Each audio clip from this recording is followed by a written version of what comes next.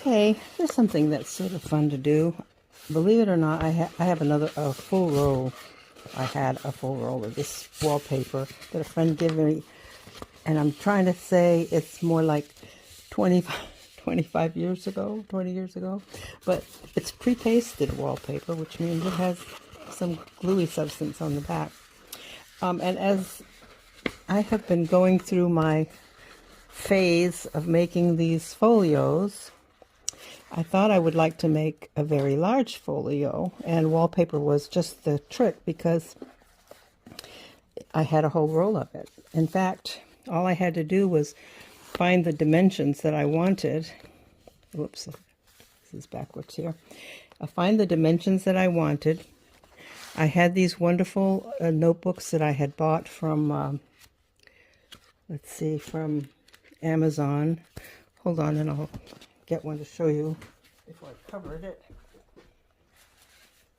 And here it is. I bought, I don't know, they come like 16 of them in a package, and they're very inexpensive, and they have lots of pages, really fun, but obviously begging for decoration. So what I did was found out what measurement I would need to be able to have this booklet. And it turned out, once you know one of the measurements, there is an online calculator. I'm not really good at math at all. And all I know is that I measured the booklet that I wanted to fit into this portfolio from here to here, then doubled it, because obviously half of it wraps around this way, half of it wraps around this way. So I know that measurement was about, let's see, 18 inches, might have been 17 3/4, but whatever. So I started with that. There's an online calculator that if I go 8.5 by 11, I know I've been making these out of 8.5 by 11. So if I wanted the same proportion, there are 2 empty blank spaces, and you fill in one of them, and the calculator gives you the other. In this case, I put in 17.75, which actually was a little larger than I needed. It could have been 17, maybe 16 actually, because this is 8 inches. So I could have made this a little bit smaller.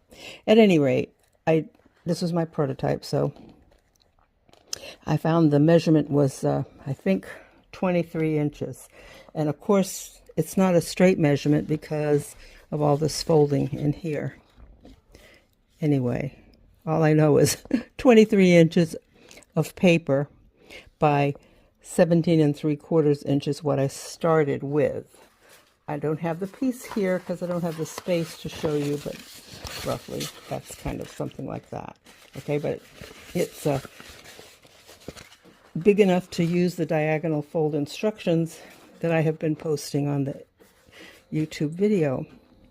So what I did first was figure out that I could cut another piece of the same wallpaper since it's glued, and I put that on one end and centered it on the blank sheet, and all I had to do was wet it because it would stick to itself rather nicely. And then I proceeded to do the diagonal fold thing. I think I've added some glue down here. So I did the diagonal fold that created this and flipped it around and then created this end piece. So I ended up with this nice, very sturdy folio. And then of course I made a smaller one. I think maybe this might have been my prototype. I went for a smaller one, but I didn't know what booklet. I used this as a measurement, something I had made a while back.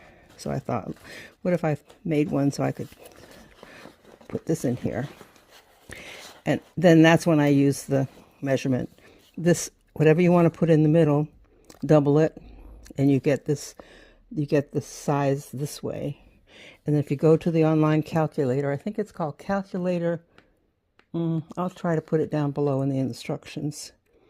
And like I said, you just put this number in, put 8.5 by 11, because that's the base that you're trying to get a new measurement from, and keep it in the proper ratio. So you put the first 2 blocks, you put 8.5 by 11, and then the next 2 white open spaces, you put the one that you do know, In this case, it would have been whatever this measurement was times 2. Okay? And then you hit calculate, and it tells you how big a piece you need. So that's how I started. And did this first one with wallpaper. Kind of cute. And then I decided, well, I had these notebooks, and I would like a folio for them. And that's where I got to on here. Now, I thought, oh, I'm getting kind of tired of this. I love this pattern, by the way. I love this paper, and I love it. But I wanted to have a different version. Instead of the red, I wanted to have maybe like a peachy looking color. So this was a little tear. And what I did is I started over here. Oops, still wet. Oh well, shouldn't have done that. Anyway, let me get there. Oh. Yeah, so what I did was cover it with, let me show you, acrylic gesso. That's what I got here. And a paintbrush. And that's how I got to this color here. So, paintbrush all the, and giving it 2 coats is not necessarily bad. So, since I think most of this has dried, I just would do that. So I've done these and these. And what I have found, that's all I have to do, and it will take watercolor. And if I'll probably let this dry and come back and do the watercolor, because that's exactly what I did to get this little sample piece.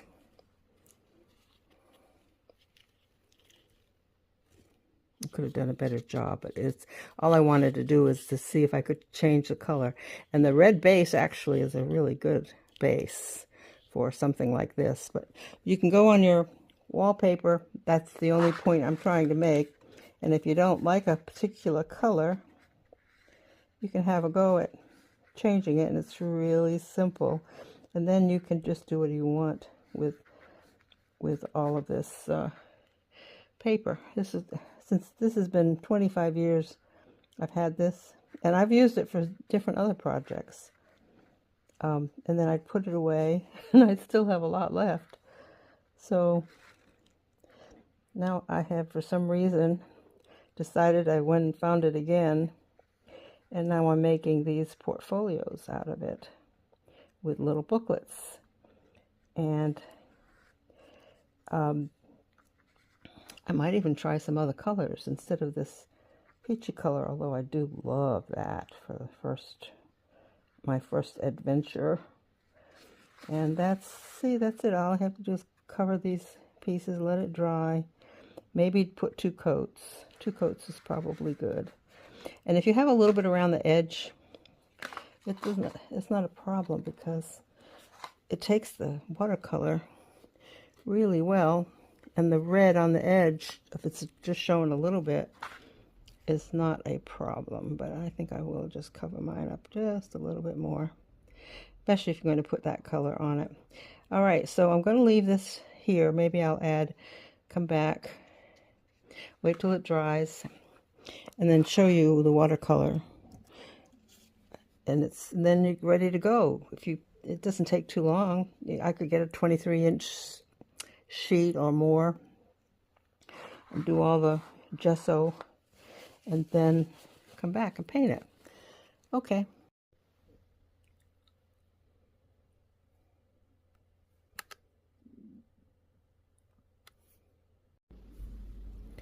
Okay, I've just kind of wet my little paints up a little bit, messy as they are, and I'm going to try something crazy. I don't think blue is going to be really a great idea. Let me see if I can get more water on my paint.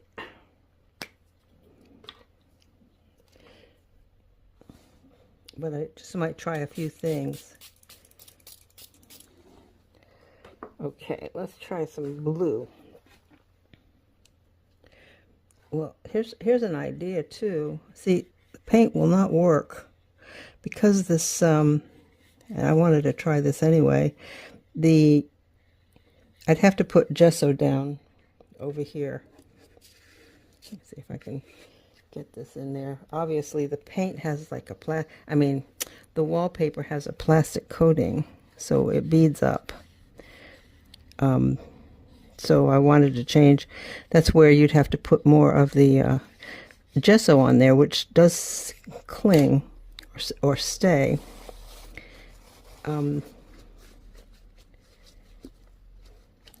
But it does leave color. So even with, if I wanted to put a blue background in, it's kind of nice to know that that would work. I hadn't tried that before. And now I need a thing of water. Hold on. I wasn't prepared, but that blue worked out really well, actually. So let me show you how the peachy color works with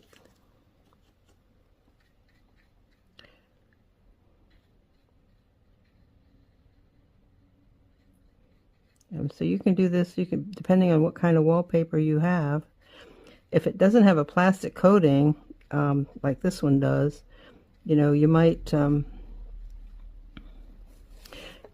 need the gesso, because I'm surprised that worked, frankly, after I dabbed it with a tissue.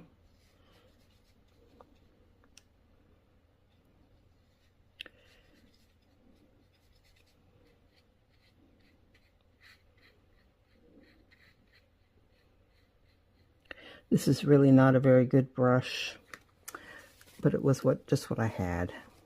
So anyway, all I'm saying is, let's see, what other color could I make this? I could go for a pink. Not so much a red. That's pretty much the color it was, though.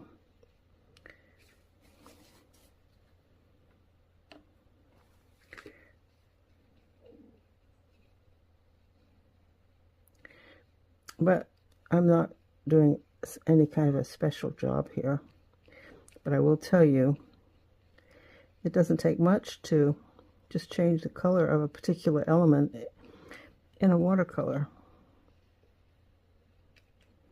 And use it however you want.